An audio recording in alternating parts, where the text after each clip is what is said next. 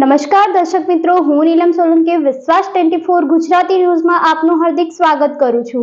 હવે નિહાળો આજના મુખ્ય સમાચાર। રાજકોટ જિલ્લાના ઉપલેટામાં ખેડૂત નેતા સ્વ વિઠ્ઠલભાઈ રાદડિયાની ત્રીજી વાર્ષિક પુણ્યતિથિ નિમિત્તે મેગા બ્લડ ડોનેટ કેમ્પ યોજવામાં આવ્યો। ગુજરાતના ખેડૂત નેતા તરીકે ઓળખાતા ભૂતપૂર્વ સાંસદ સભ્ય એવા લોકલાડીલા સ્વ વિઠ્ઠલભાઈ રાદડિયાની 5મી વાર્ષિક પુણ્યતિથિ નિમિત્તે ઉપલેટા શહેરમાં આવેલ લેઉવા પટેલ સમાજ ખાતે મેગા બ્લડ ડોનેટ કેમ્પનું ભવ્ય આયોજન કરવામાં આવ્યું હતું।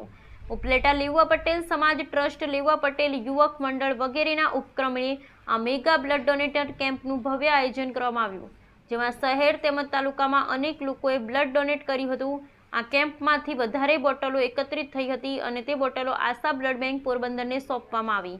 આ મેગા બ્લડ ડોનેશન કેમ્પ સ્વ વિઠ્ઠલભાઈ રાદડિયાની શ્રદ્ધાંજલિ રૂપે યોજવામાં આવ્યો હતો, જેનો મુખ્ય ઉદ્દેશ્ય કોઈપણ કુદરતી અકસ્માતમાં મધ્યમ લોકો બ્લડ માટે ખૂબ દોડાદોડી કરવા છતાં આસાનીથી મળતું નથી, જેના કારણે લોકોને જીવ ગુમાવવાનો વારો આવતો હોય છે। જેને ધ્યાને લઈ વિઠ્ઠલભાઈ રાદડિયાની 5મી પુણ્યતિથિ નિમિત્તે લેઉવા પટેલ સમાજ દ્વારા ઉપલેટામાં મેગા બ્લડ ડોનેશન કેમ્પનું આયોજન કરવામાં આવ્યું હતું, જેથી ગરીબ તેમજ મધ્યમ વર્ગના લોકોને આસાનીથી બ્લડ મળી રહે અને લોકોના જીવ બચાવી શકાય। ખેડૂત નેતા સ્વ વિઠ્ઠલભાઈની સતત 5મી પુણ્યતિથિ પર ઉપલેટામાં આવા સેવાકીય આયોજન થતા કૃષિ મંત્રી રાઘવજીભાઈ પટેલ ખાસ ઉપસ્થિત રહી સ્વ વિઠ્ઠલભાઈને શ્રદ્ધાસુમન અર્પણ કર્યા, તેમજ સંસ્થાના વિવિધ આગેવાનો બહોળી સંખ્યામાં હાજર રહ્યા। Bureau report Arsibhai Ahir, Upleta.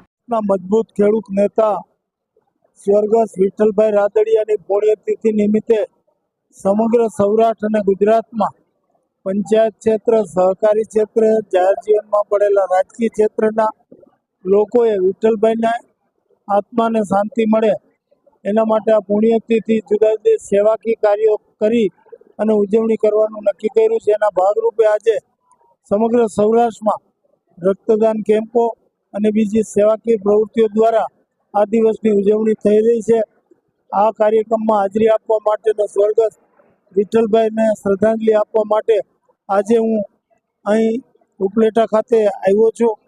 સવારમાં મેં કાલાવાડ, પછી જામકંડોરણા, ધોરાજી થઈ અને અહીં હું આવ્યો છું અને બપોર પછી આ તાલુકામાં અતિવૃષ્ટિમાં જે નુકસાની થઈ છે એ નુકસાનીનું જાત નિરીક્ષણ કરી અને એના માટે જે કાંઈ કાર્યવાહી કરવી પડે એ કાર્યવાહી માટેની નોંધ સ્થાનિક આગેવાનો સાથે ચર્ચા વિચારણા કરી, જાત નિરીક્ષણ કરી, અધિકારીઓ સાથે ચર્ચા કરી અને અમે કરવાના છીએ।